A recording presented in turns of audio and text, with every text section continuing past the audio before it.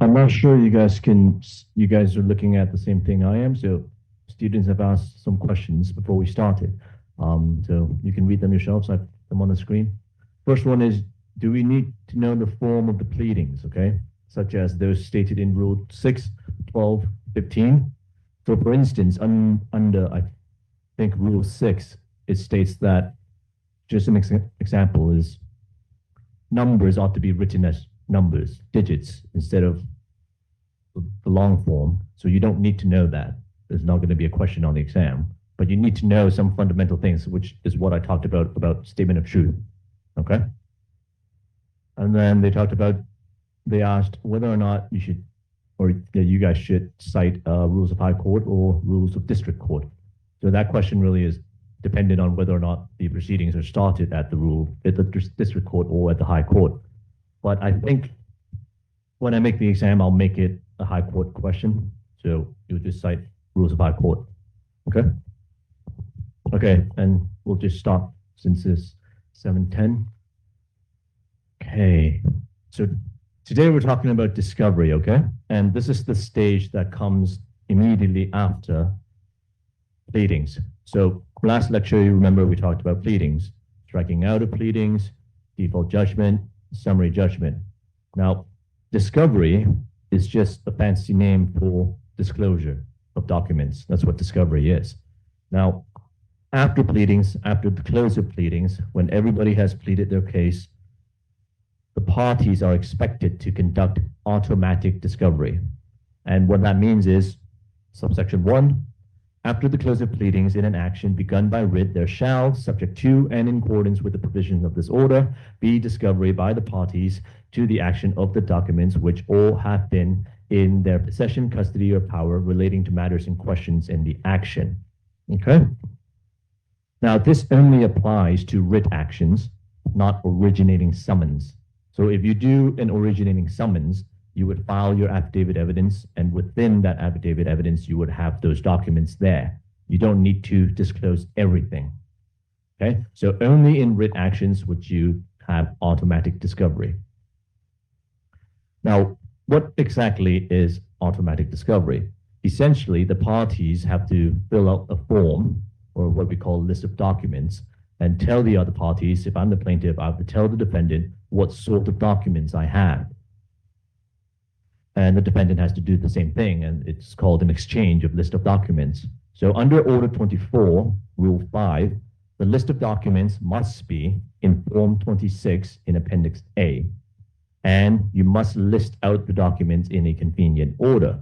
Now, Order 24, Rule 5, referring to Form number 26, is this, okay? So Form 26 is how you list out the documents.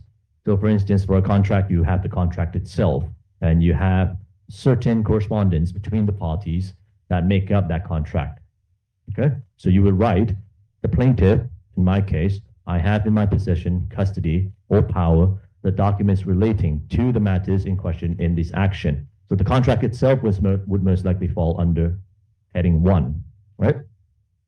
And then second one is the plaintiff objects to produce the documents. Now, the objections we'll get into why we can object or how we can object to the production of certain documents in automatic discovery. And then it goes on and goes on, whether or not there has been a document which was in my possession, custody, or power, but it's now gone. So basically everything that's related to the cause of action, okay? Cause of action. So you have a writ, you have 1 cause of action, 2 cause of action, 3 cause of action. Those documents are subject to automatic discovery. Unless there are exceptions, which we will get into, you have to tell the other party that you are either in possession of it, you are in custody of it, or you have power over it.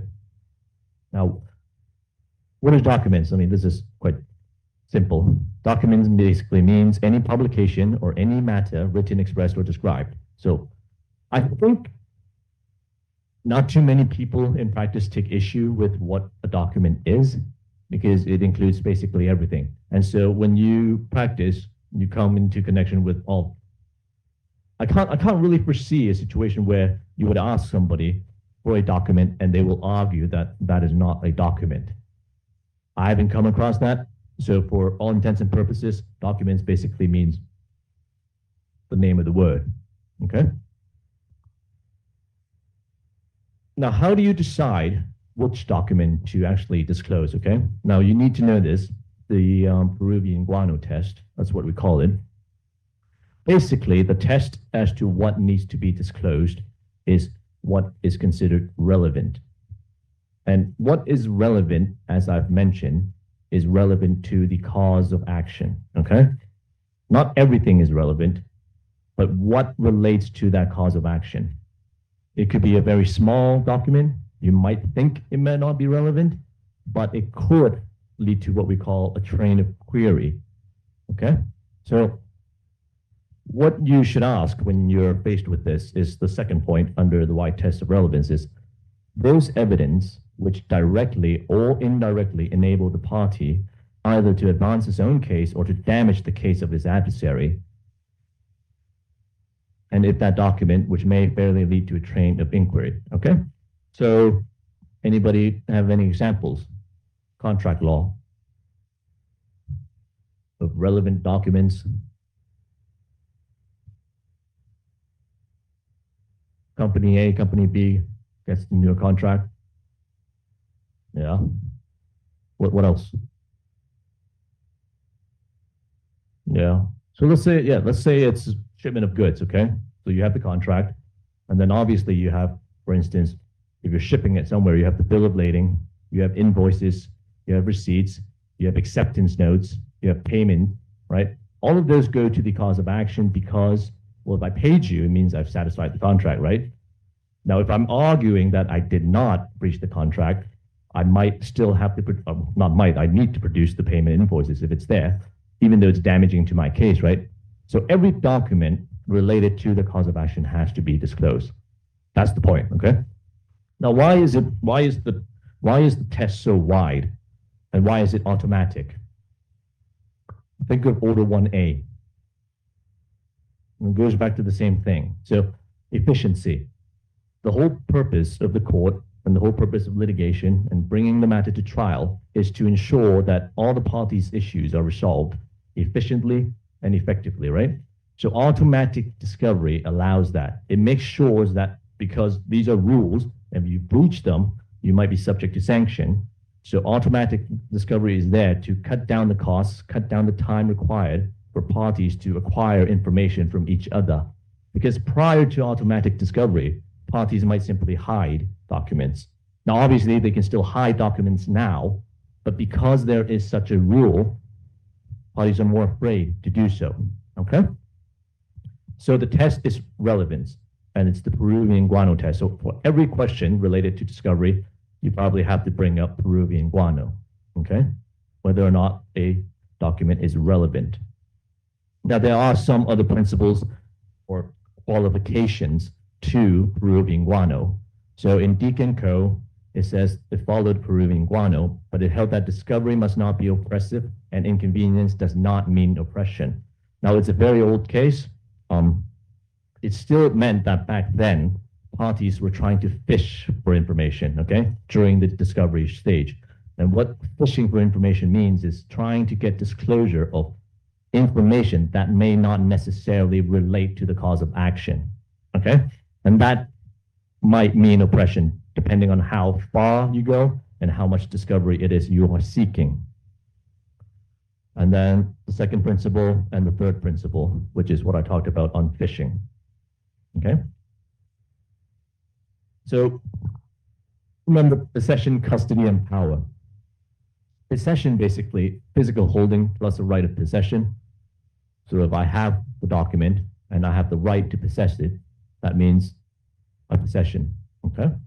Custody means physical possession only and no right of possession. Power means a presently enforceable legal right to obtain from whoever actually holds the document inspection of it without the need to obtain the consent of anyone else. So again, any document within the possession, custody, or power, it doesn't have to be all three. Either one of them you would have to disclose, or you have to tell the other party that you have that document, okay?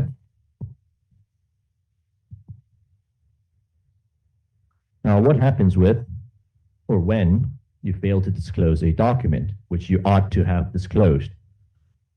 The first point is, if you don't do so, you might not be able to rely on it, okay? Now, this might be advantageous to a party, it might not. So the first point is neither here nor there. The second point is much more, third point is much more relevant. So if a party fails to comply with its discovery obligations, there are several steps the other party may take. So the non-defaulting party can apply to the court for an order that the defaulting party serves a list of documents. Okay, a bit redundant because if they wanted to do so, they would have done so in the first place. But then if a court orders it and they still refuse to do so, then they can be in contempt, okay? And they could have their case struck out, okay? And then they can also apply for an order that the defaulting party files and serves an affidavit verifying the list of documents. Okay, again, what's the point of that? So when you file an affidavit, that's sworn evidence, right? It's another way to ensure that the defaulting party does not lie. Because if they do lie on sworn evidence, then again, contempt, potential sanctions. And then court may dismiss the action if they think the discovery is not necessary, application, sorry, and then so on and so forth. Now, in terms of really assessing whether an application to sanction a defaulting party is concerned, you can see the case at the bottom. So the judge and plaintiff and the defendant, the court will assess how much discovery is actually needed, okay? So recall oppressiveness. Not too much information, all that is relevant is sufficient to determine the cause of action, okay?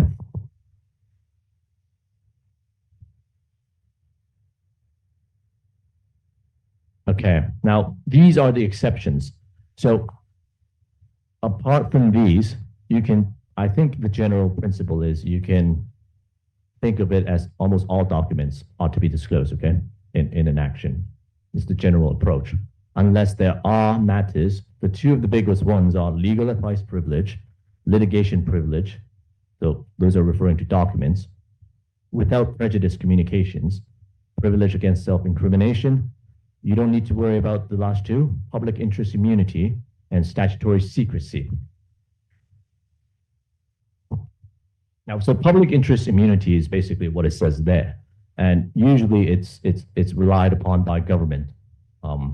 If we're representing the police and there are certain documents which we have been asked to disclose specifically, but that document sought to be disclosed might give rise to a public issue or a risk of public interest, we will have to seek from the chief secretary or the chief executive a certificate which prevents the disclosure of that document, okay?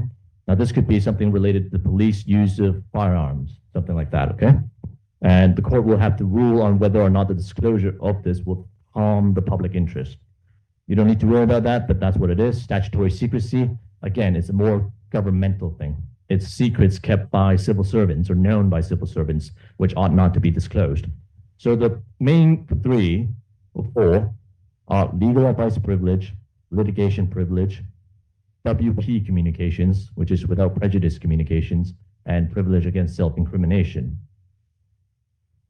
So what is legal advice privilege? Okay, that's the first one. So basically, legal advice privilege attaches to confidential communications between a client and his legal advisor made for the purpose of obtaining legal advice. Okay, the rationale is that the client should be able to put all the facts before his legal advisor without fear that this information may afterwards be disclosed to others or used to his prejudice. So this rationale is actually also, if you remember, enshrined in the Basic Law of Hong Kong. I think, okay, I've written it here. It's Article 35, and that is the right to receive confidential legal advice, okay?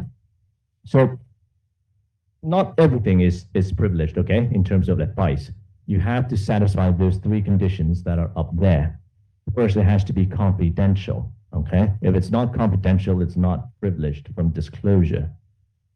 Confidential means what's written there. So no privilege would attach to that particular communication if a client communicates with his lawyer in the presence of a third party. So that's not confidential if there's a third party there. Secondly, it has to be communicated to the lawyer or by the lawyer in his professional capacity, okay? And no privilege is allowed if the lawyer is consulted in his capacity as a friend. So if you come up to me and you start asking me legal questions, I can advise you on them, but it's not going to be a professional capacity, okay? So you can write me an email asking me about, okay, what's Order 24?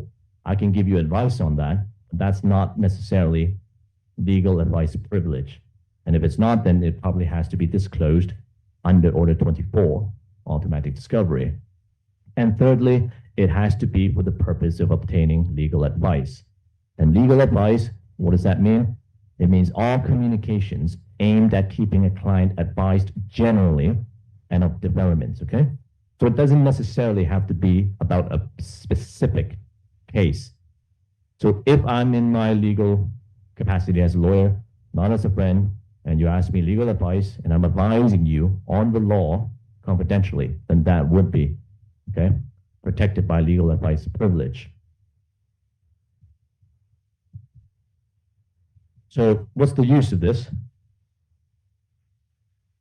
The use of it, like I said, is to prevent disclosure, okay? Because certain advice from a lawyer you would not want to disclose to the other party. Whether or not it's private, that's one matter. Whether or not therein contains certain litigation tactics that might not be too good to let the other side see, those are all subject to legal advice privilege. Now here in the slides it says advantage. It's not really an advantage per se, it's just what it is. If it's legal advice privilege, then there's no need to disclose it.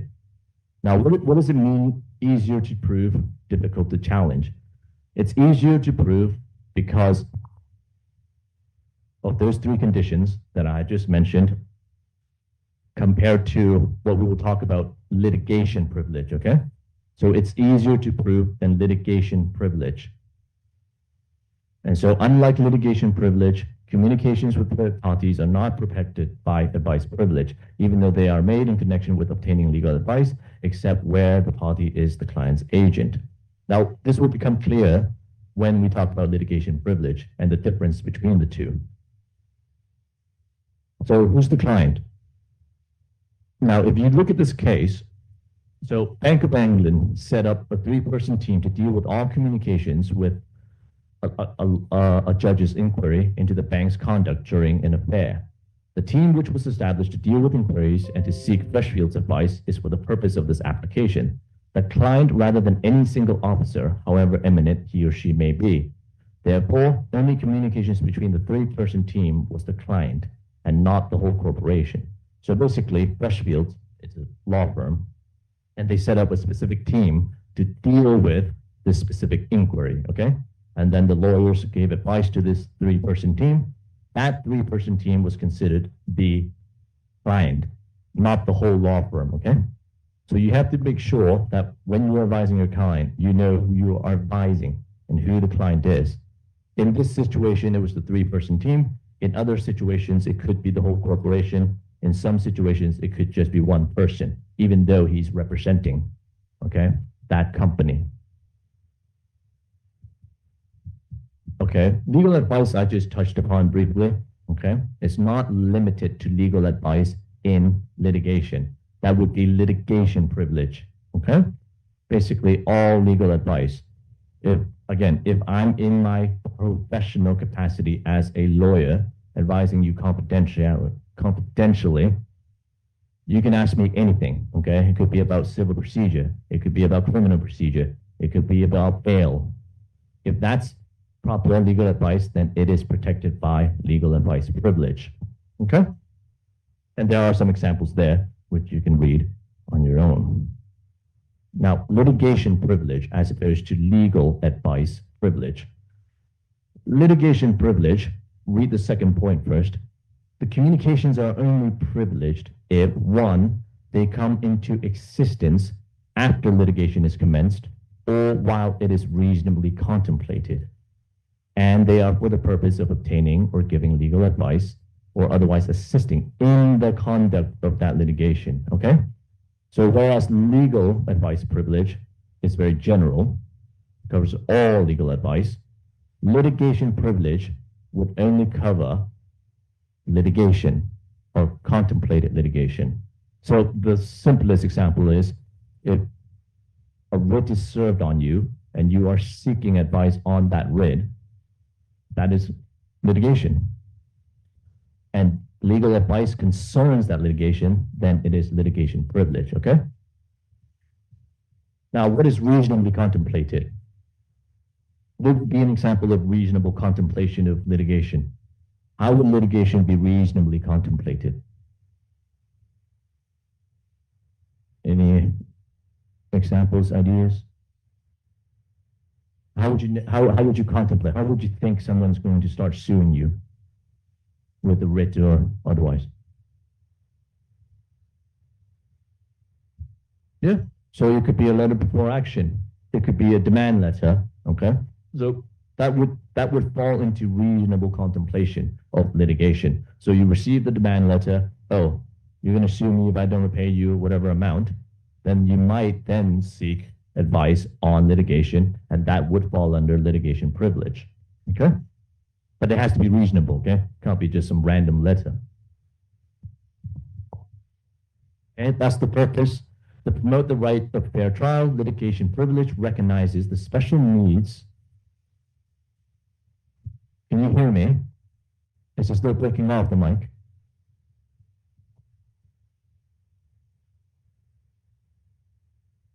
Hello? Okay. Sorry about that. So litigation privilege recognizes the special needs that litigation creates and therefore extends beyond immediate client-lawyer communications and applies to communications between the client or the lawyer with non-parties for the purpose of preparing for litigation. Now, we talked about this a bit. Pending is obviously ones that are already going, contemplated. We've already discussed that with examples, okay?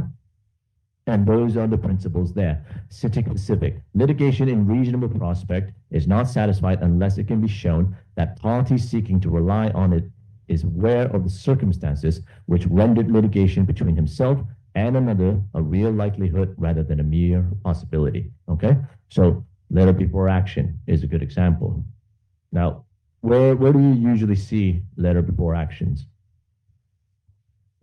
Let's forget about demand letters because demand letters might be weaker than a letter before action. What type of cases would you think require a letter before action? Yes, that's correct. That's good. So for personal injury cases, it's required under practice directions, I forgot which one, that the plaintiff issue a letter before action. And if they issue the letter before action, then it's obviously reasonably contemplated because that is in concordance and as required by practice directions, okay? A demand letter, you can argue. You can argue it's not reasonable as compared to a letter before action, okay? Because I'm simply demanding. Unless within that demand letter, it specifically states, if you don't repay, then I am going to immediately take action without further notice. Then that would be a stronger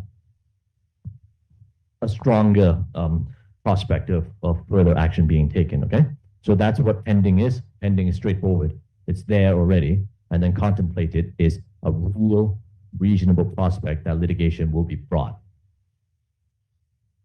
Now, there is also a consideration of dominant purpose, okay? And this would only arise if that document is not for the sole purpose of litigation advice. Because we know, I mean, certain documents might not solely be legal advice. So if a document was brought into existence for more than one purpose, not just litigation, you have to look at the dominant purpose of that specific document. For instance, again, let's just use a contract example, okay? There's a shipment of goods, there's a breach of contract, goods were not shipped. Now, you would obviously seek legal advice as to the potential breach of contract, how to defend it. But at the same time, you might also seek valuation of whatever damages you have suffered. And valuation in terms of what the goods were and their market value. Let's just say that. Now, what would be the dominant purpose of that document you're seeking? Because that document could be written to a lawyer, right? And the lawyer would help the client to find a surveyor or assessor and at the same time render legal advice. So you have to look at the dominant purpose of the contract, or sorry, of the document to determine whether or not that document itself, if its dominant purpose was legal advice, then it is privileged. However, if it's not, then you read point 2. The document is only privileged if the dominant purpose of its coming into existence was litigation. Okay? If there were a number of equally important purposes, and one of the purposes was to obtain advice or to assist in litigation, then this requirement will not be satisfied. Okay? So sometimes, as a matter of tactic, for very proper firms, they would ensure that every question that's posed and every document containing those questions are exclusive to a legal question, as opposed to containing other matters, to make sure that they can rely on litigation privilege.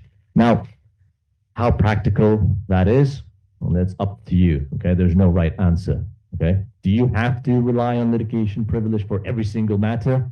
Maybe not. Okay, but if you can claim it, then so be it. Then claim it. If you can't, you can also, in practice. Okay, I'm not talking about in principle. In practice, you can say, okay, maybe this advice is not that important. We can disclose it.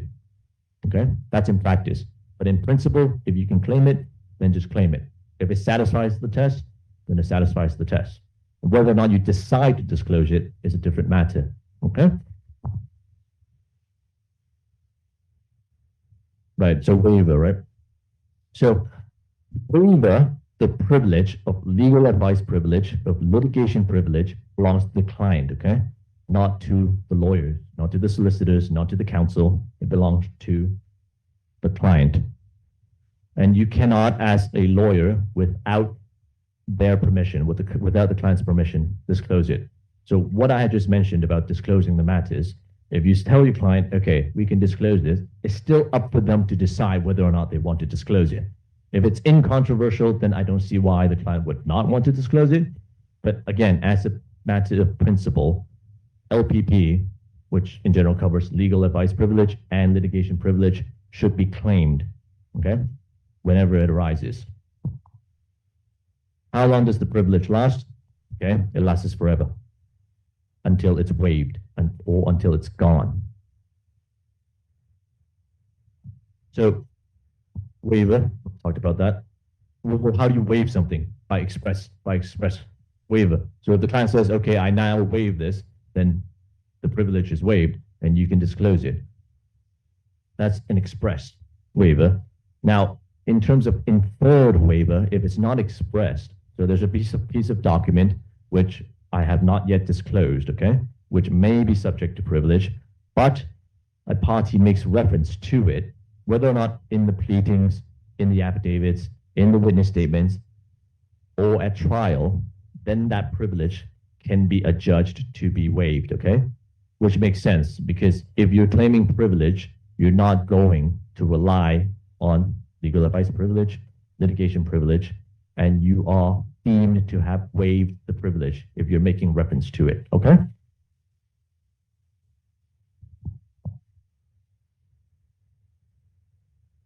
Right. Now, there is a difference between a mere reference, okay, to a reference to the document, okay? So if I'm simply referring to the fact that I made or I asked for legal advice, that's a mere reference. If I referred to the document and said that I got this advice, that's not mere reference, okay? The latter, you might be deemed to have waived it. The former, which is the mere reference, you might not be deemed to have waived the privilege. Make sense? A mere reference to the document or the mere reference to the fact that you have received advice is not waiver of whatever advice it is that you have received, okay? It is the reference to that and whatever advice it is and the specific document of that advice, then you might be deemed to have waived that privilege, okay? And therefore, if you look at the penultimate point, In making a decision as to whether or not there's waiver, implied waiver, the court tries to distinguish between a mere reference to privileged material and deployment of the material, right? So deployment is when you're actually relying on it. Okay, I received advice in this document saying X, Y, Z, okay? Whereas I received advice concerning this litigation.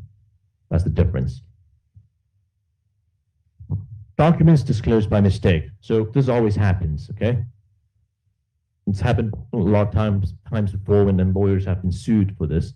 You're carrying your documents around, confidential for litigation. You're reading it at a cafe, or you misplaced it. That document will be considered to be disclosed, and the privilege will be considered removed, okay? Now, the 2 points basically say, in the past, as long as the document has not been read out in court, okay, the waiver remains. But the current position is the court will assess in what way that document has been, quote unquote, disclosed to the public. So is it by accident? Is it malicious? Was there intentional disclosure? Things like that. But generally speaking, if that document has been disclosed to a third party, generally, privilege will be waived, okay? And that you need to argue why it has not been waived, okay? The general starting point is that it will have been waived. Now, the other exception to disclosing documents or disclosing information is privilege against self-incrimination. Now, you always see this in criminal law, and it goes hand in hand with the right to remain silent, right? You don't say stuff that, or you shouldn't say stuff that would incriminate yourself. This applies also to civil proceedings. So it's possible for an individual to refrain from disclosing material that might incriminate himself. And when he wants to do that, he must assert that privilege when he is asked. So whether at discovery or even at cross-examination stage. So one example is sometimes witnesses will be cross-examined at trial. So this does not purely relate to discovery. There's some in civil proceedings, sometimes witnesses will be cross-examined or questions will be put to him about certain matters. And he might divulge information which might incriminate himself that might not relate to the proceedings, okay? At that time, when the question is put to him, he can assert that I'm not going to answer this question because my answer might incriminate myself, okay? Now, sometimes judges are very aware of this, and sometimes the defendant or the witness will answer the question without being aware of the fact that he has divulged self-incriminating evidence. And the judge might actually stop the questioning and say, are you sure you want to answer that question? Because you have the right, okay, against self-incrimination. And so that's another exception to materials where you have to either automatically disclose or voluntarily disclose, okay?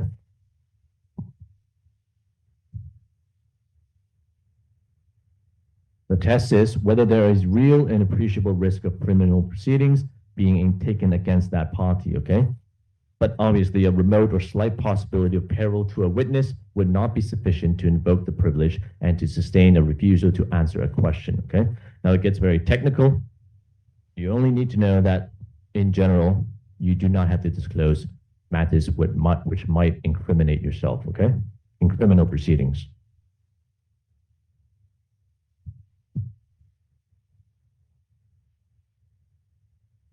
Oh, yeah, so there are exceptions too. Those are the three. I don't know why the exception applies to these three, but it's under the ordinance. So for infringement of rights pertaining to IP, the privilege against self-incrimination does not apply, okay? And then so on and so forth. For passing off. Passing off is also intellectual property, copyright law, okay? Okay, WP communications. WP communications are basically statements or acts that are made by parties during negotiations conducted with a view of reaching an agreement for the dispute. Now, these communications do not need to be disclosed, okay? So the rationale is the courts the policy is to encourage parties to come to an agreement without the need to go to court. Therefore, it's proper to safeguard the communications as confidential. Yeah?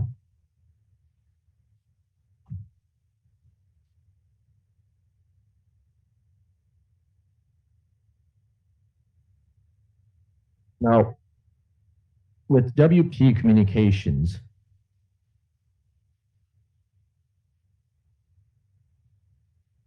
usually what happens is a party, when they correspond, when they negotiate, because that's what WP is, when they negotiate, they would write on the letter without prejudice, okay, save as to cause, or they can simply write without prejudice. Now, the writing of without prejudice does not necessarily mean that it's a negotiation, okay? So if you read the last point, the test of whether or not communications or correspondence is without prejudice is the substance, all right? So if the parties are truly negotiating for a settlement, they don't really need to write without prejudice, but as lawyers, you would always write without prejudice on the letter to show that these are without prejudice communications and they ought not to be disclosed unless with consent of the parties, okay?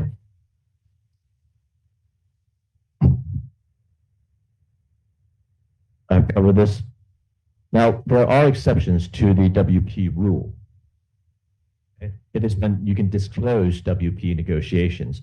So if the parties have come to an agreement in their correspondence via WP negotiations, then obviously an exception to the WP rule is to disclose the documents for the court to decide whether or not a settlement has been reached.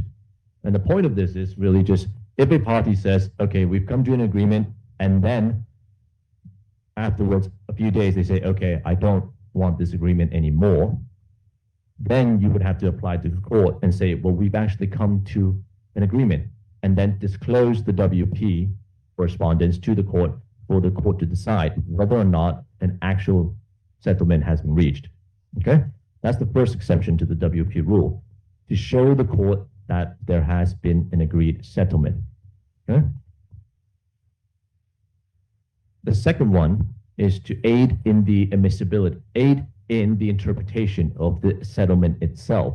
So akin to the first point, you have a settlement, but settlement contains terms, right? What are the actual terms of that specific settlement? Now, these terms will be discussed in the WP negotiations between the parties. You know, party A promotes terms A, B, C, and then there are counter proposals to those terms. Now, the court will need to know how the parties discussed those terms and what are the actual final terms of the settlement negotiations. And therefore, the second exception to the WP rule is that they are allowed to be disclosed and ought to be disclosed for determining the terms of the settlement agreement. Okay? Ocean bulk is a case which really talks about just the general principles of WP communications. I think you can really just focus on point 4, or the last point, point 5.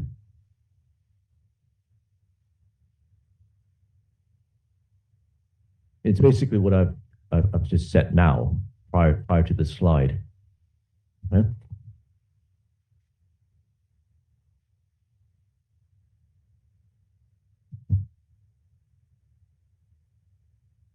The third exception to the WP rule is explaining potential delays in the proceedings, okay? So again, WP is negotiating. If the parties are negotiating, there could be potential lapse in deadlines, okay? For instance, if you have issued a statement of claim to me, right? I have 28 days to file a defense. Now, during that time, I'm negotiating with you for a settlement. I happen to miss the deadline for filing the defense. I then need to seek an extension of time, right, for the filing of that defense because I've been late. And the plaintiff, the other party negotiating with me, opposes my extension of time and says, you've been late in filing the defense. You are now in default of pleadings. Okay? Now, I can then apply to the court and I can use the WP communications and tell the court I've been negotiating with this other party. That's why there has been, quote unquote, delay in the filing of the defense. Okay? Now, obviously, usually that won't happen because before the deadline even comes, you would have talked with the party and sought for a consent for extension of time, and the other party would not be so unreasonable, knowing that they have been negotiating with you for a settlement, in refusing to allow you more time, okay? But the principle is, if that does happen, you can use the negotiation correspondence to tell the court why there has been a delay in meeting certain deadlines, okay? In practice, not very likely to occur. Lastly, and perhaps most often used, the most often exception is the without prejudice save as to costs exception. So, as I've said again and again, WP is related to negotiations, okay? Now, what does WP except as to costs mean? It means that everything that I have said during these negotiations should not be used in the case, except when we talk about legal costs, okay? Now, why is this the most perhaps, well, the third point is, why is this the most important device? It's really because when parties are negotiating a settlement, okay, many things can be said, and they can conduct themselves either reasonably or unreasonably during the WP process. If I ask you to settle, and I tell you you have a bad case, and you don't settle, that might be considered an unreasonable behavior. Now, if there's unreasonable behavior, you can seek legal costs against that party for that unreasonable behavior. And how do you prove that unreasonable behavior? You have to rely on the WP negotiations because that behavior is contained in the correspondence. Unreasonable refusal to settle, unreasonable terms, so on and so forth. So WP as to costs is always used. So I had a case now.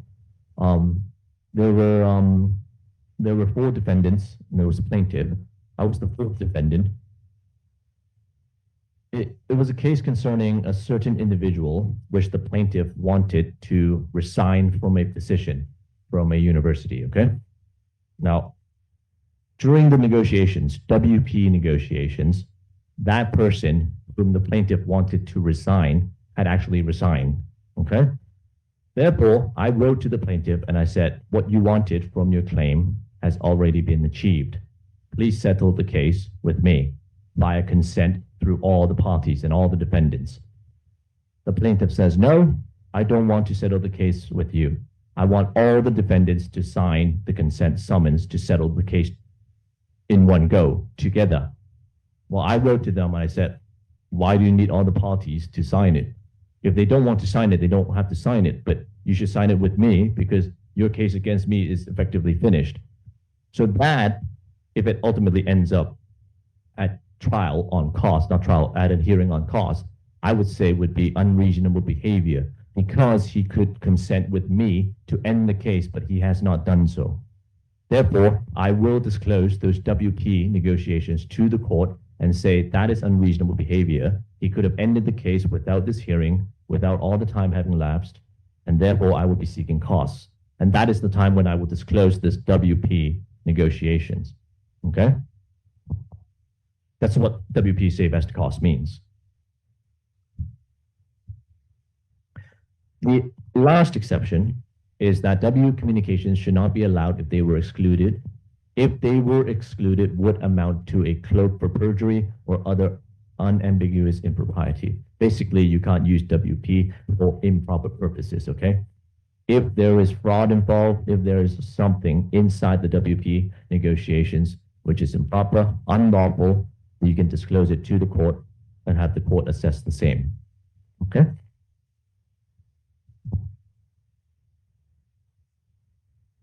Okay, let's finish a few more slides on discovery, then we'll take a break. Because this is probably the longest lecture in terms of slides. Okay, order for discovery. As the name suggests, it's an order as opposed to automatic discovery. So if a party, for whatever reason, does not conduct automatic discovery, okay, automatic discovery being after close of pleadings, you have 14 days to exchange a list of documents. They don't do that, then the court may order that person to give you a list of documents. And that's all it is. Now, this is to be viewed with what we call specific discovery. Specific discovery is also a type of order for discovery.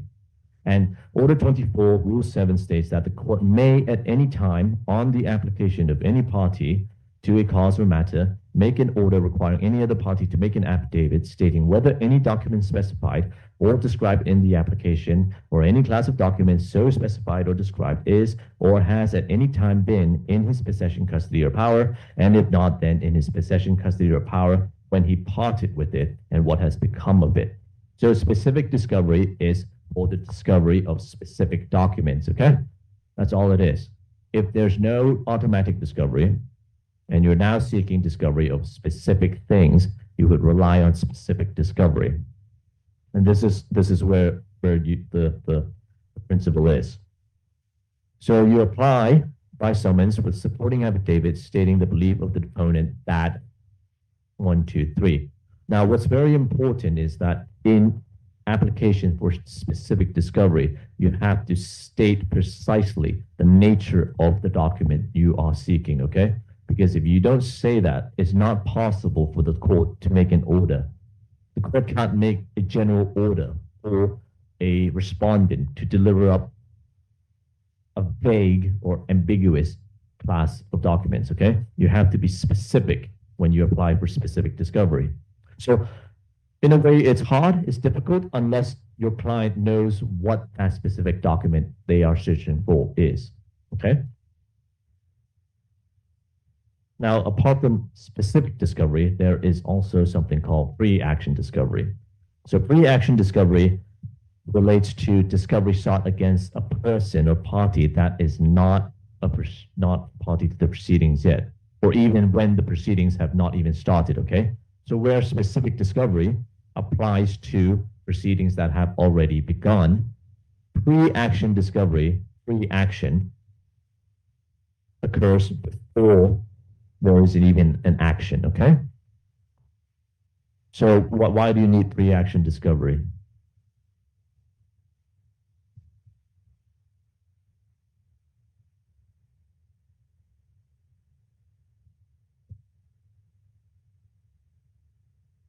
Well, pre-action discovery is really usually used for when you sort of know someone has committed a wrongdoing against you. You don't really have that one thing where you can use to support your writ or statement of claim, okay? You need that document or those documents to verify the facts on which you want to plead in your pleadings, okay? That's what pre-action discovery is used for, okay?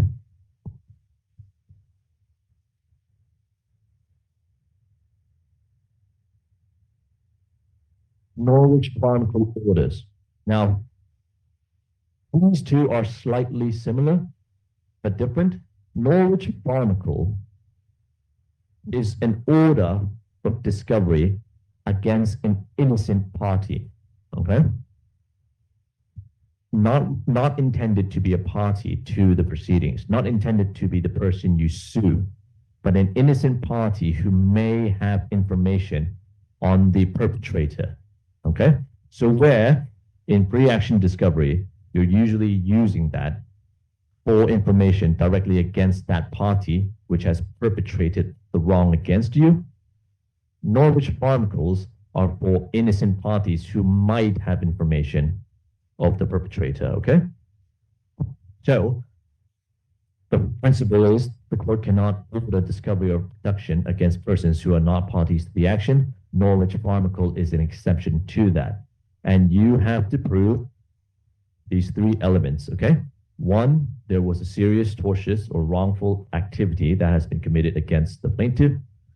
The wrongdoer is a person whom the applicant bona fide believes to be infringing his rights in the sense that he can be reasonably be assumed to be the wrongdoer vis-a-vis the applicant. And the innocent party, which is the subject of the Norwich, against whom discovery is sought has caught up or has become involved in such activities, thus facilitating the perpetration or continuation of the same. Okay? That's the case law. Okay? A co versus B co, which repeats those principles. And that's Norwich Pharmacal Orders. Now, every document you obtain via discovery, okay? There is an implied undertaking by the parties not to use those documents other than for the action in which it was obtained, okay? Now, do you think this implied undertaking, remember legal advice privilege, litigation privilege, it exists definitely, indefinitely, right? Do you think implied undertaking exists indefinitely? So let's say I have a writ of action against you. I go through the pleadings, I do discovery, I get a bunch of documents, and you get a bunch of my documents, and then there's implied undertaking not to use these documents for other purposes. Does this implied undertaking succeed the trial? Let's say the proceedings finish, all right? I win. Does the implied undertaking still exist? Who says yes, who says no? So it you would actually still have to apply to the court to dispense with the implied undertaking, okay? In principle, from what I've read, it exists beyond the trial, okay? The completion of the case. So you would need to apply to court to dispense with this implied undertaking. That's my understanding.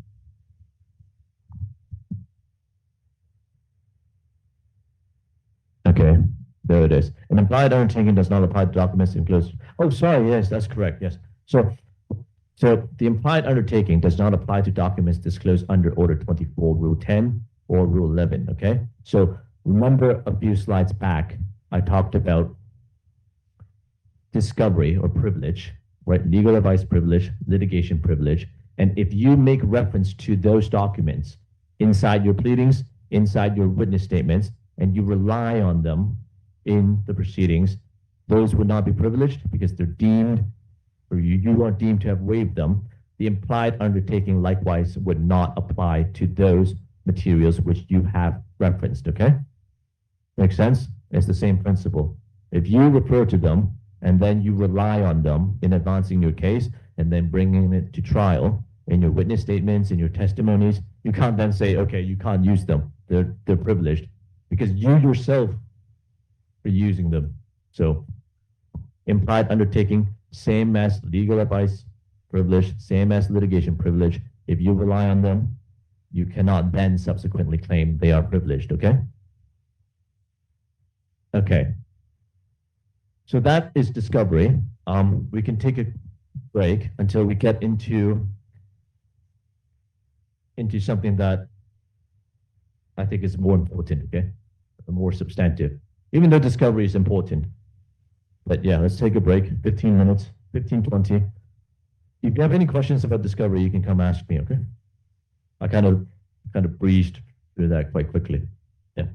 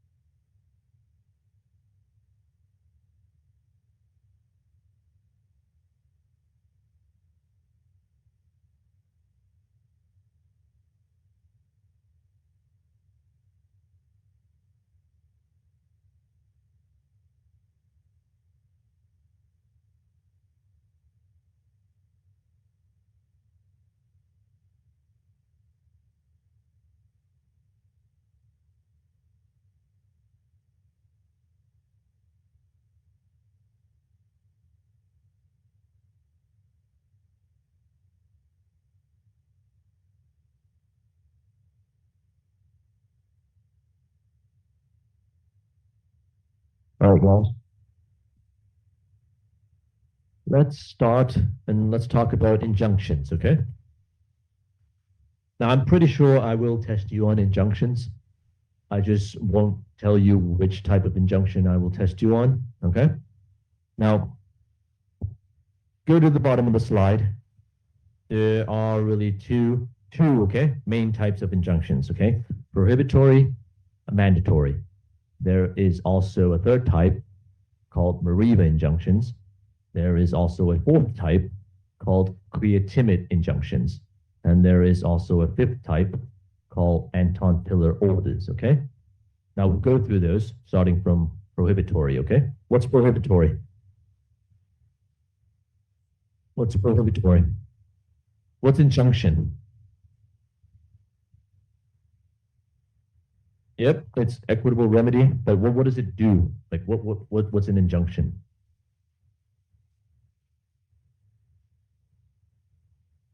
Yeah.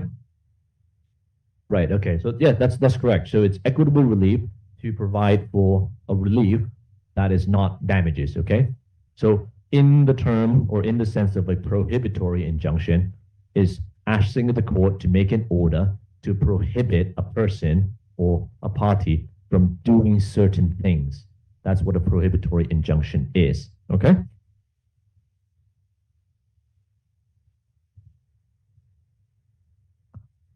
Okay. So actually, let's go to this slide.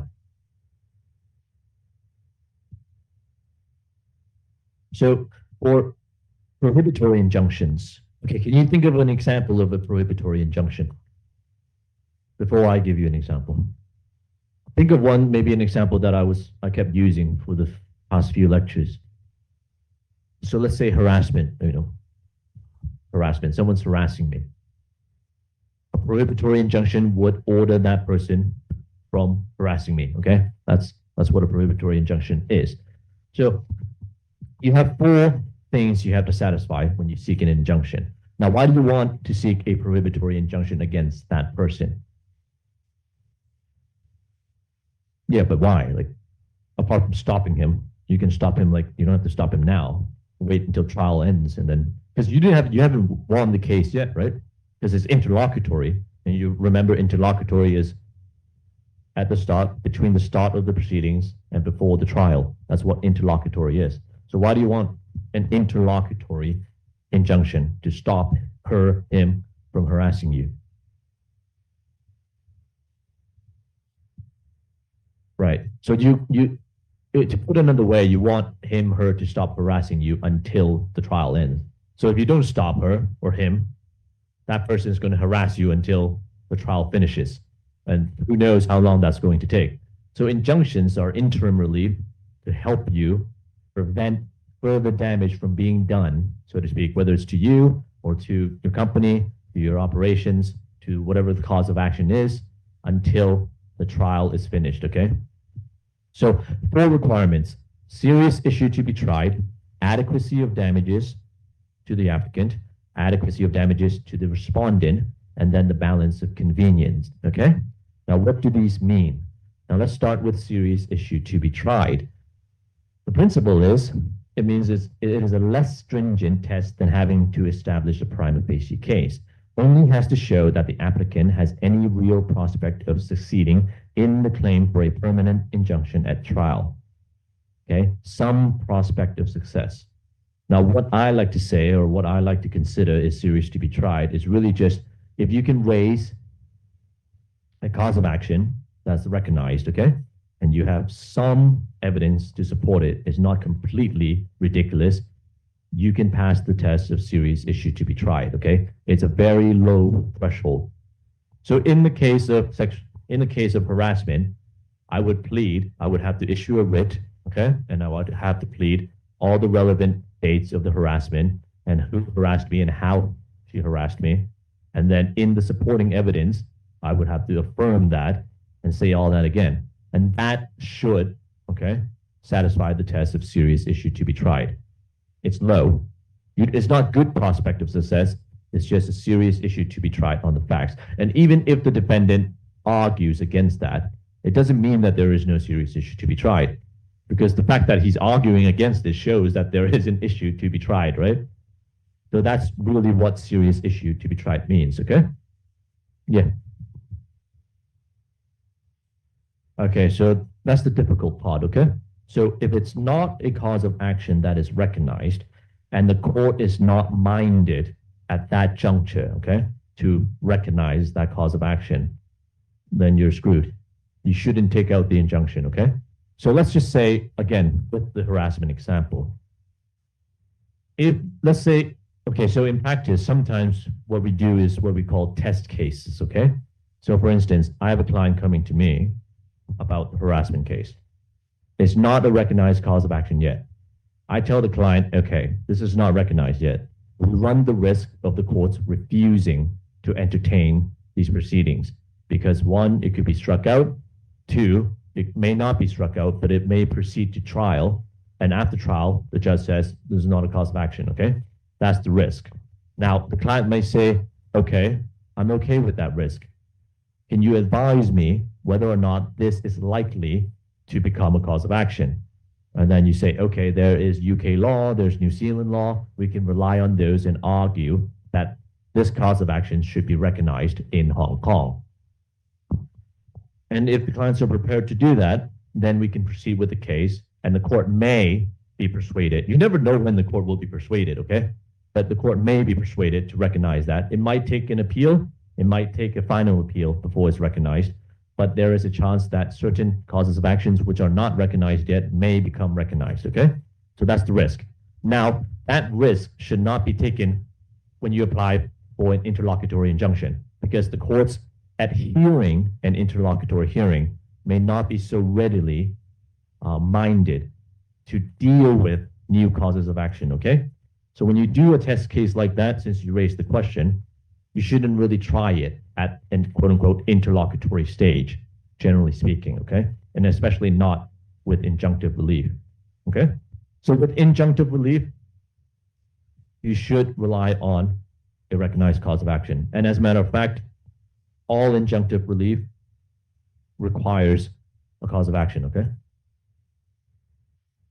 A substantive cause of action. Now, I remember I told you guys during the first lecture that there could be injunctions where there is no conventional cause of action, okay? So injunction in aid of criminal proceedings is not really a conventional cause of action.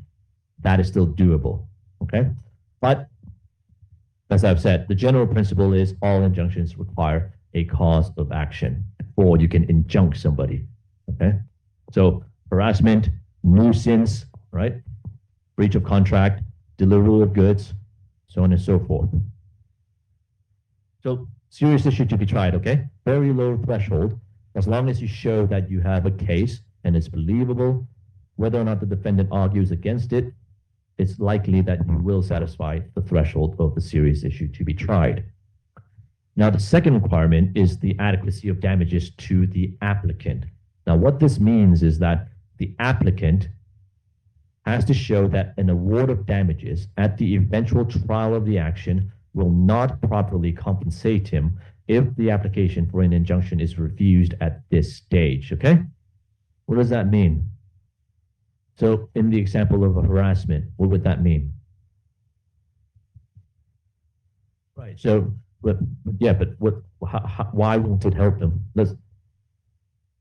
Okay, yeah. So for instance, if I'm arguing this point, okay, if I'm the applicant, I'm being harassed, I'm arguing this point, I'll say, well, you have to stop the harasser now, because if you don't stop him and you wait until trial, he's going to be harassing me for another 2 years until trial. And during those 2 years, I probably can't sleep properly. If I can't sleep properly, I'll be in a bad mood, I'll probably lose my job, I'll lose this, I'll lose that, so on and so forth. So what adequacy of damages means is that even if I win, the defendant, the harasser, has to pay damages to me. But even if he pays damages to me, that would be insufficient because during that time, from him harassing me to the trial, I would have suffered so much damage that it would be unquantifiable, okay? That you simply cannot calculate. So at the second last point, you would see usually what non-financial losses would be considered, okay? Unquantifiable. Trademark, goodwill, loss of custom, drop in sales, those type of stuff, okay? Yeah? Makes sense? Now, the third condition or third assessment or factor you have to assess is whether if the court grants interlocutory injunction, okay, and then the respondent succeeds at trial, whether or not any damage suffered by the respondent, the harasser, can be adequately compensated by damages. Okay, this is the inverse of the second requirement. So if I, the victim, lose and the court finds that the harasser was correct, okay, he didn't harass me and he was right to do so, and then I have to pay damages to him for whatever reason, would those damages that I pay to him, let's say $100,000, wouldn't that be sufficient for the defendant for whatever damage is suffered by the defendant, the harasser? Well, in the case of harassment, obviously, yes, because the harasser suffered no damage, right? Right? Because what damage would the harasser have suffered by harassing me? Nothing. So in that case, it would be quite a simple argument. Well, damages would obviously be adequate to the respondent, the harasser, because he would suffer no damage anyway. I'm simply asking him to stop harassing me. So I shouldn't even pay damages to him in the first place, even if I lose. Yeah? Yeah? So in that situation, adequacy of damages to the harasser would be adequate, okay? Damages would be adequate. Now, once you satisfy these two, it's likely that the court will allow the injunction, okay? Because damages would not be adequately able to compensate me for my damages. Damages would be adequately able to compensate the harasser, and I have shown that there is a serious issue to be tried. Okay?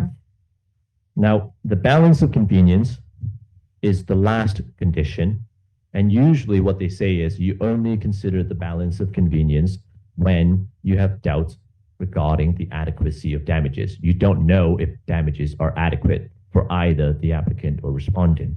Okay? Now, in practice, you always go into the balance of convenience anyway. You won't just stop at the adequacy of damages. So those four you will have to discuss when you are talking about injunctions.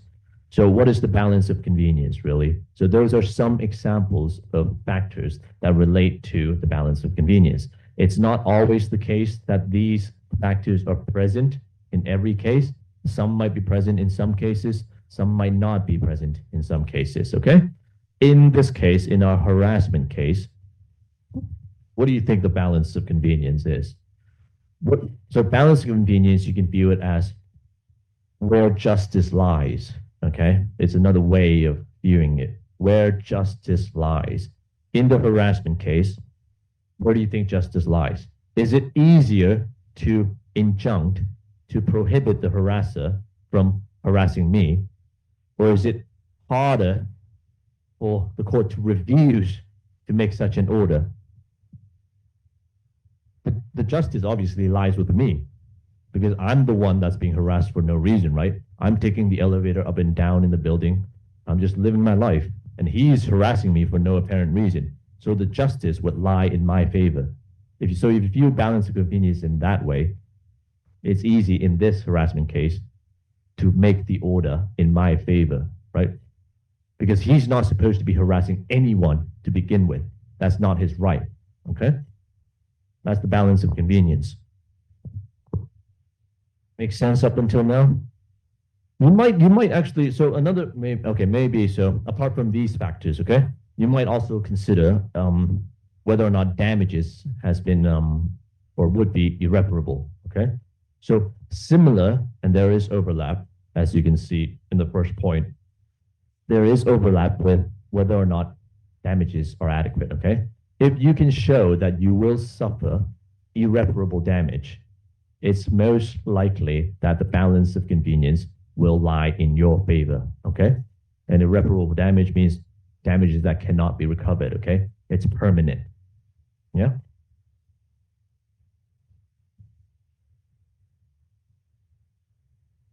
So so the principle, those four conditions that I just mentioned, serious issue to be tried, adequacy of damages to the applicant, to the respondent, and balance of convenience, only apply to prohibitory injunctions, okay? Mandatory injunctions have a higher standard of proof. Final injunction has a higher standard. What's a final injunction? As opposed to an interlocutory injunction. Interlocutory meaning before trial, what would the final injunction be?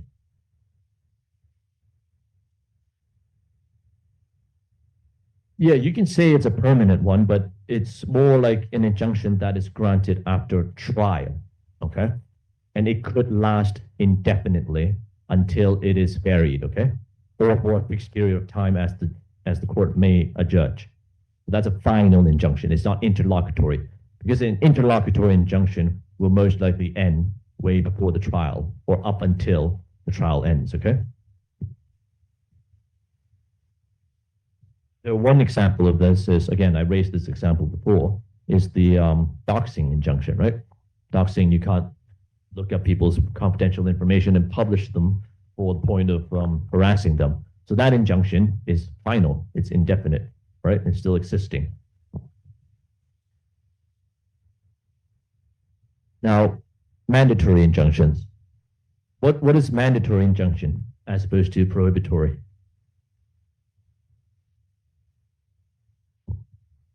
So prohibitory is ordering someone from refraining from doing something.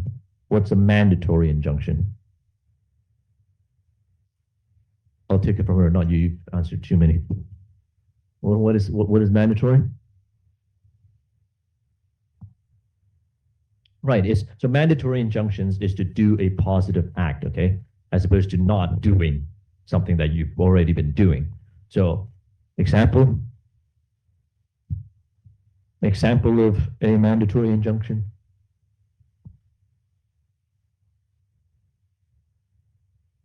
You might have learned this in contract. Huh? Prepare some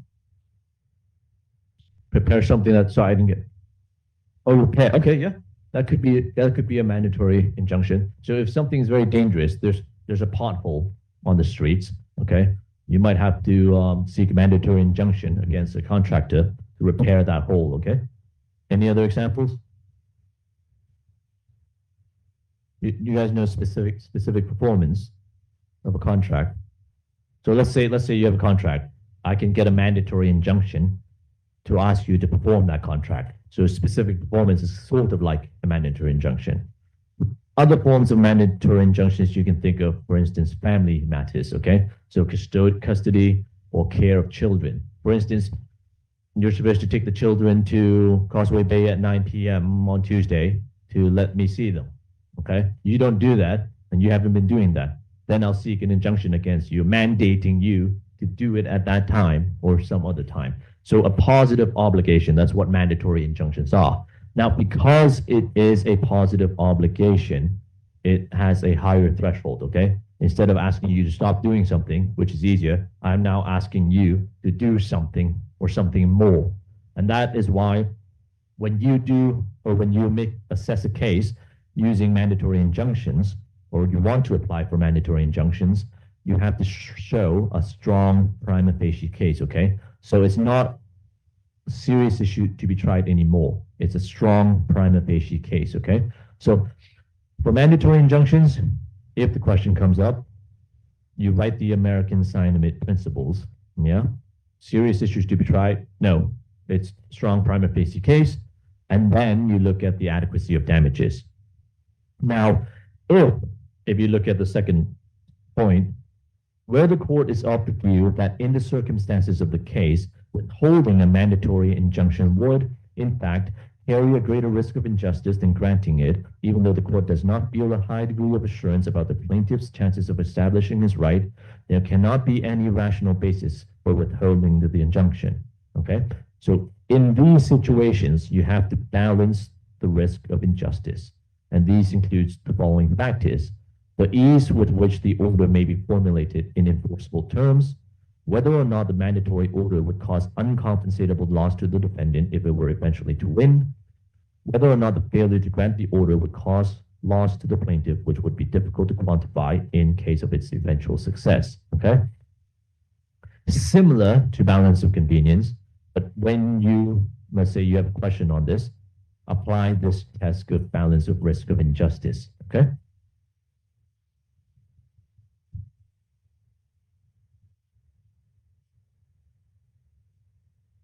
Marina injunctions.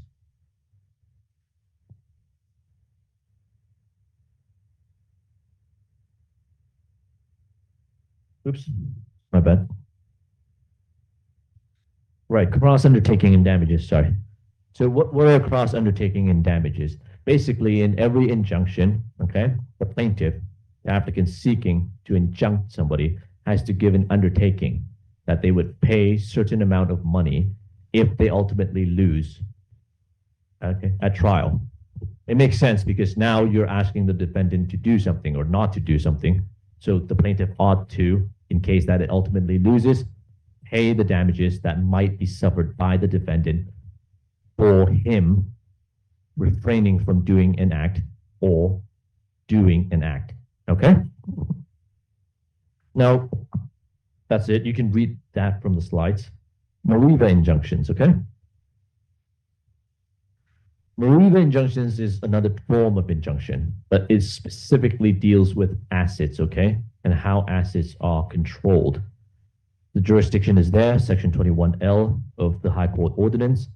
And what happens in Mariva injunctions is that, let's say you have a contract, okay? You have a contract with company A has a contract with company B. Company A gets scammed, loses a bunch of money, goods never delivered, breach of contract, so on and so forth. Now, because company B has already taken money from company A for the delivery of goods, it is likely, because it's a company, right?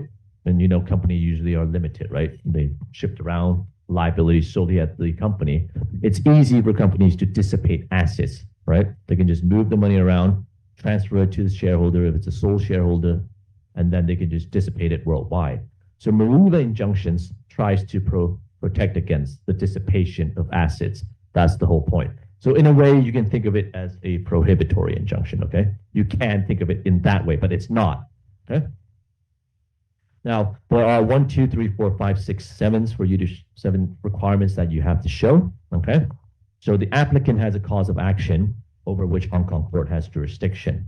Now, this is easy enough because if you concluded the contract in Hong Kong, you can apply immediately, okay? You don't have issues such as service out and things like that. Now, 2, applicant has made out a good arguable case, okay? It's different from serious issue to be tried. It has to be higher than a serious issue to be tried. That's why, i.e., at least a serious issue to be tried, okay? Now, respondent has to have assets in jurisdiction, okay?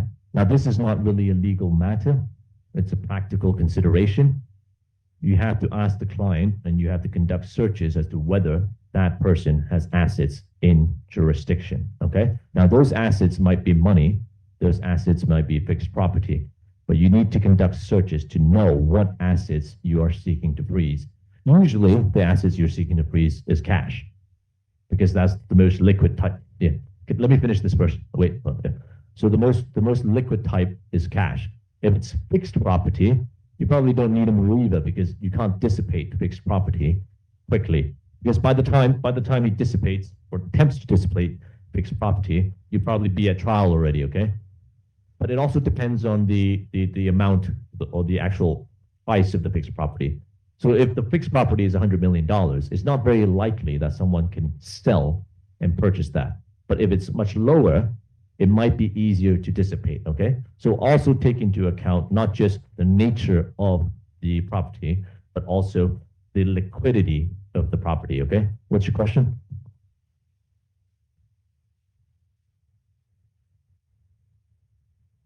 Yeah, but it's not like, I mean, I have a teddy bear. You're not going to Mariva that, right? Like it's not, I don't know. You might be able to.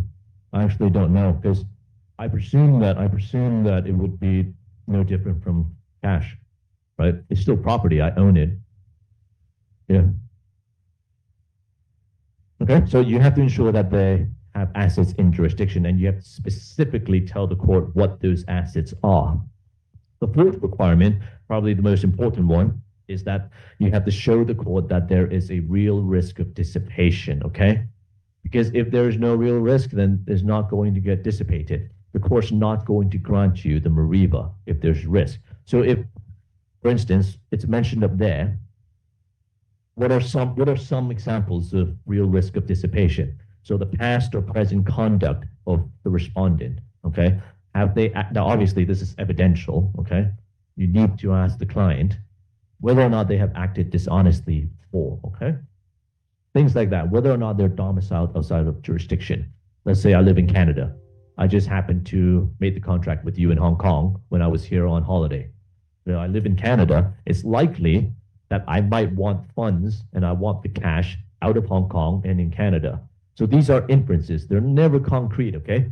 So the more inferences you can draw from the evidence to show the court, the stronger your case is in relation to the risk of dissipation, okay?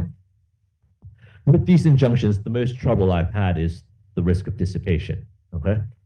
I've failed injunctions because I can't show or sufficiently show to the court that there is a real risk of dissipation.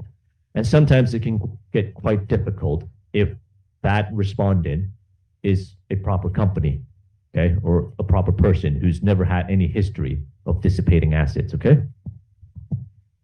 And then obviously the fifth one is the balance of convenience, which we've talked about what it is.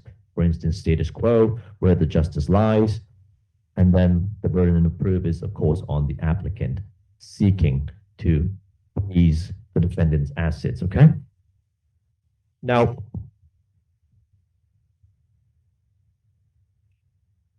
how can you, let's say I'm now seeking to injunct you with the Mariva injunction, okay? And you do have assets, okay? And I know, and I show the court, this is Alistair's bank account, and he has money in that bank account.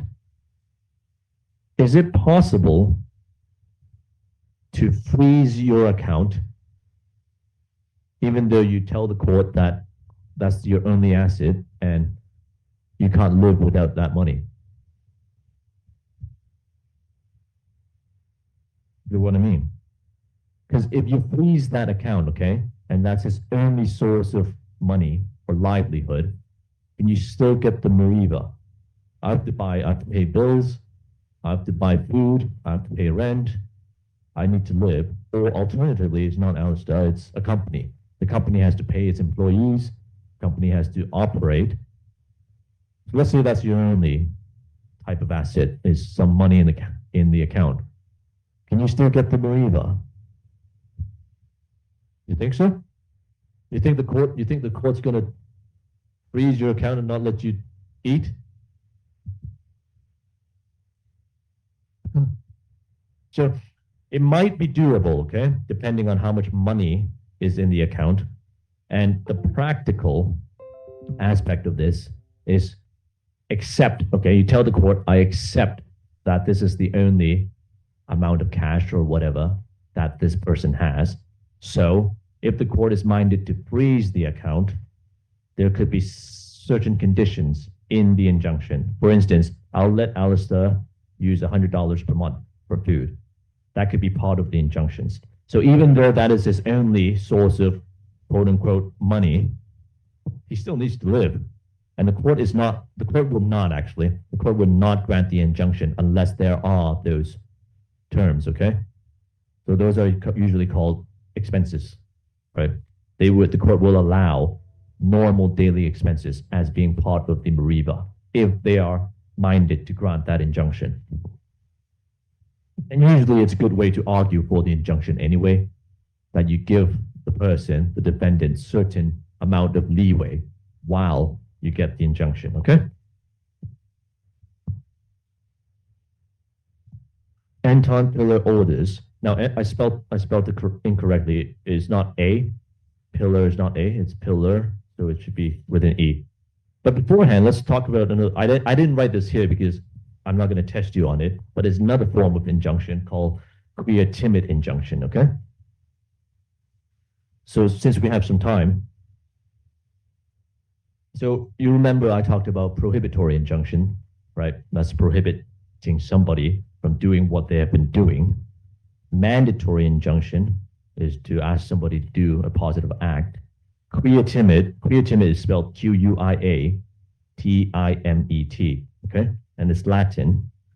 Basically, quia-timid is a form of injunction which prohibits a party from doing something without them having even done it yet, okay? It's an anticipatory injunction. I think the easiest example to give is, let's say I'm living in a house, okay, in Italy somewhere, and I operate a cafe outside of my house. Now they want to construct a building behind my house, and they have a crane, and they need to lift heavy objects across my house, okay? Now I'm afraid that this construction may cause me damage because every day in and out they're lifting objects on top of me, and it has the possibility of crashing down, killing me, killing customers, whatever and whatever. So it's possible to apply for a quia-timid injunction against the construction company to prevent them from even beginning the conduct, okay? So no conduct has ever been carried out and no action has carried out, and quia-timids are used to prevent that, okay? There's 3 elements. You don't need to know this, okay? It's just FYI. It's quite interesting because I didn't know this until I started practicing. I didn't learn this in civil procedure. So there's 3 elements. 1, you have to show that there's imminent danger, okay? So construction is imminent. They're already erecting the relevant machinery, the relevant materials are there, and they're going to start lifting it 2 days from now, okay? You have to show that there is imminency. 2, you would have to show that injury would be practically unstoppable or irreplaceable, okay? So in the case of that construction, if the heavy object falls down, I'm not the only one that's going to get injured, or I'm not going to probably die too. Also, potential customers in my cafe are going to die. So you have to show that. This is an easier example for quia-timid. And 3, it would be impossible to protect the plaintiff's interest but for granting the injunction, okay? Now, what does that mean? So when I talked about the mandatory injunctions and having terms in the usage of money, you can likewise have terms in the quia-timid injunction, all right? So for example, you have the construction crane lifting the heavy objects. Now, someone who's a bit more ambitious will say, okay, I don't want you to construct anything at all. But perhaps the easier way to do this is to say, okay, you can do the construction, but you might only, or you should only do it on Sundays when there's nobody at the cafe or when I'm not home between 12 o'clock to 3 o'clock, okay? So the balance of interest is that you're still constructing it, but you're constructing it in a time when there is really, or when it minimizes as much potential risk as possible, okay? So that's a quia-timid injunction, which is different from prohibitory and mandatory for your information.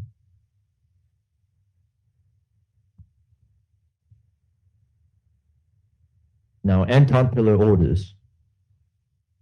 So Anton-Pillar order is a different injunction, but it also mandates the doing of something. But it mandates something very specific, and it's mandating or permitting a party to enter into the defendant's premises to seize documents or evidence and take them away. Now, why do you need this? Usually, if you look at the bottom point, is usually for these types of cases, okay? Cases involving the infringement of copyrights, okay? Because usually people infringing copyright would have copies of those infringement in their building, right? So if I'm copying something, I'm copying a game, I'm copying clothes, okay? Then they would have copies of those fake things within their premises.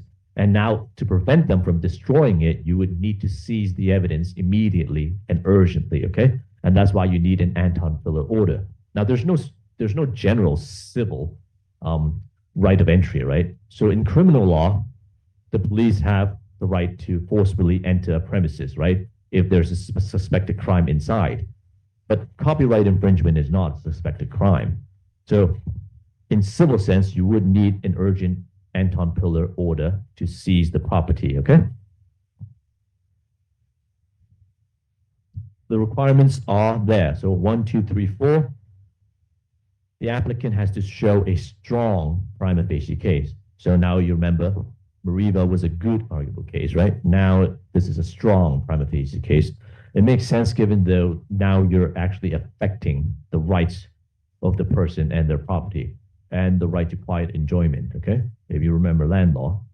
2, the danger to the plaintiff to be avoided by the order must be serious.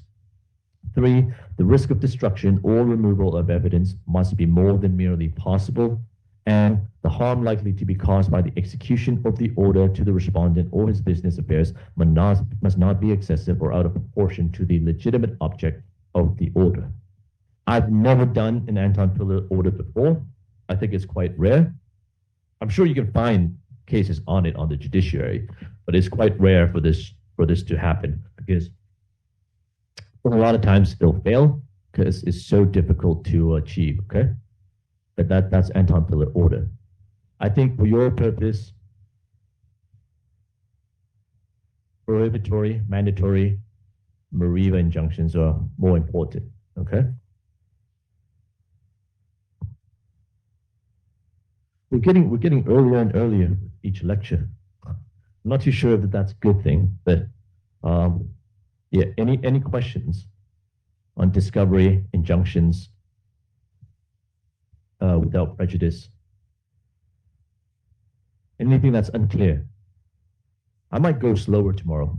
So I think I'm going too fast if I finished almost an hour before. So anything that you require clarification?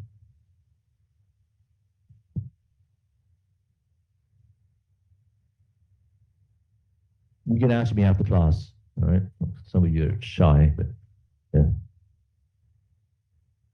Should we call it a day? All right. Okay. All right. So yeah, just ask me if you want. Just come up. I have an hour to spare. I'll see you guys tomorrow. Okay.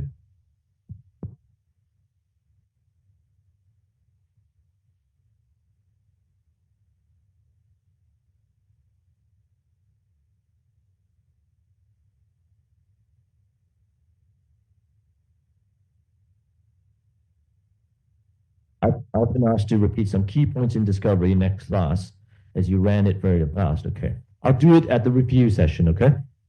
I won't do it next class. I'll do it at the review session. Yeah. Cool.